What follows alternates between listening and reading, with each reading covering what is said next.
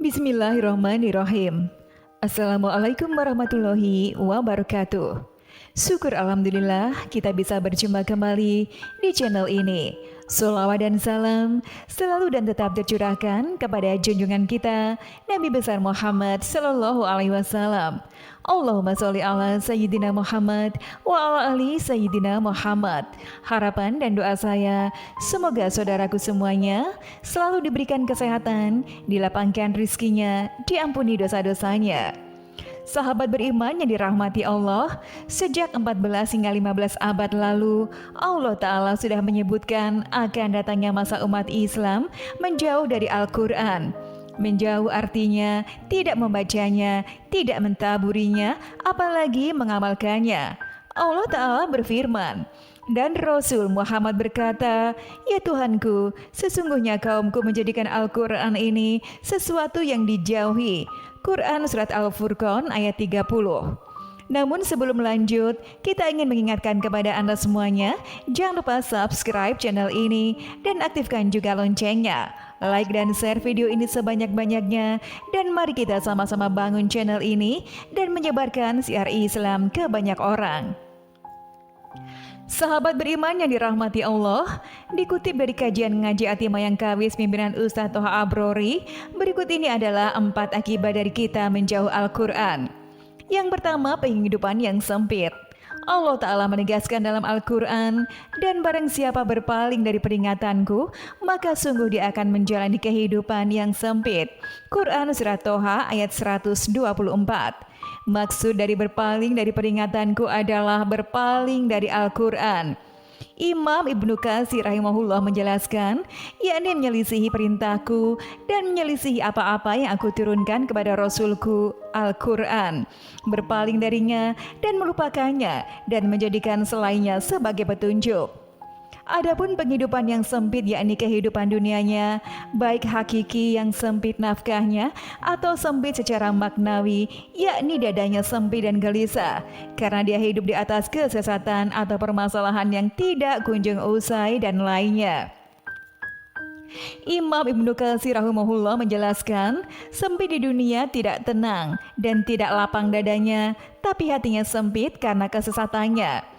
Walau zahirnya menampakkan nikmat hidup, memakai pakaian apa saja yang dia sukai, memakan apa saja yang dia mau, dia tinggal dimanapun dia suka, tapi hatinya belum bersih kepada keyakinan dan petunjuk. Hatinya dirundung gelisah dan dipenuhi keraguan dan dikuasai kebimbangan. Itulah kehidupan dunia yang sempit.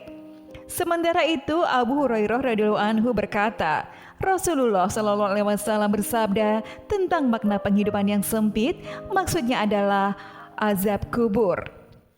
Yang kedua, dikumpulkan di akhirat dalam keadaan buta. Allah Subhanahu wa Ta'ala berfirman, dan kami akan mengumpulkannya pada hari kiamat dalam keadaan buta. Quran Surat Toha ayat 124. Ini sesuatu yang menakutkan.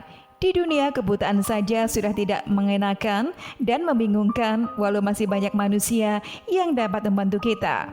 Lalu bagaimanakah kebutaan di akhirat, di mana manusia tidak bisa membantu satu sama lainnya karena masing-masing bertanggung jawab atas amalnya sendiri.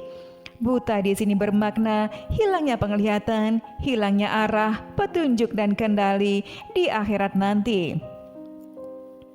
Imam As-Syaukani rahimahullah menjelaskan, yakni kaburnya penglihatan. Dikatakan bahwa maksud dari buta adalah buta dari hujah. Dikatakan pula buta terhadap arah kebaikan dan tidak ada petunjuk untuknya sedikit pun mencapai ke sana.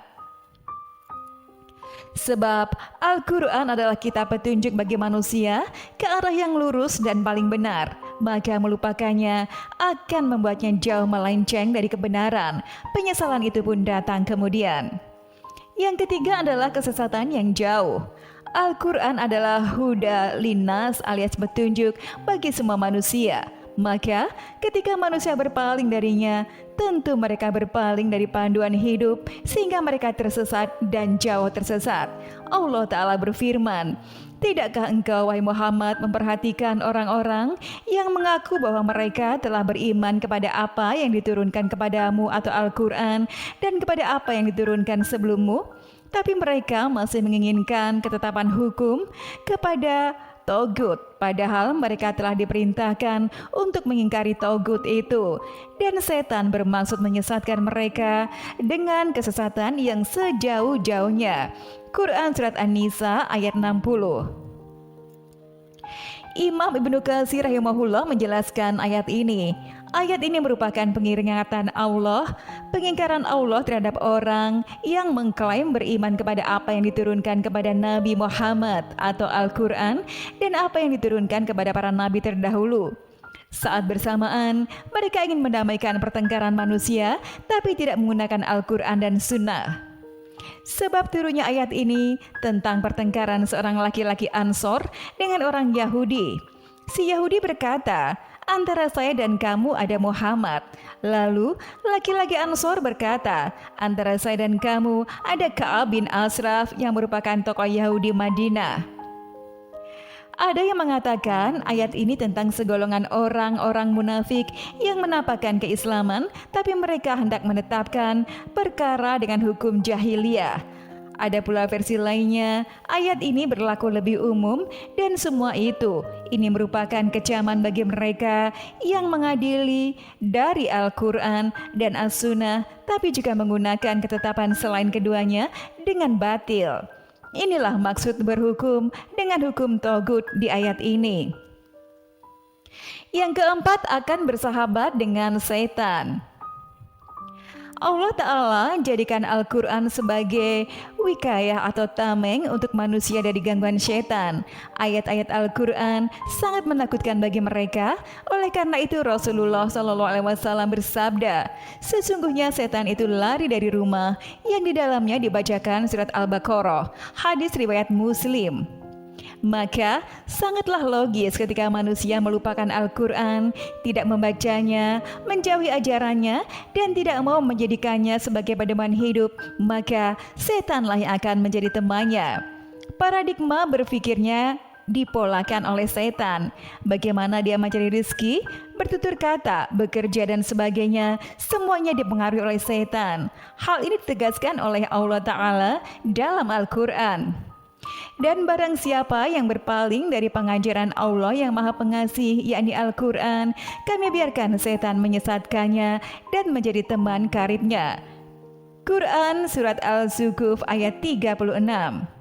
Sahabat beriman yang dirahmati Allah, itulah tadi penjelasan mengenai 4 akibat dari kita menjauhi Al-Quran. Semoga dengan penjelasan tadi bisa menambah rasa cinta kita kepada Al-Quran. Amin ya rabbal alamin. Sekian video yang dapat kami sampaikan. Semoga bermanfaat. Wassalamualaikum warahmatullahi wabarakatuh.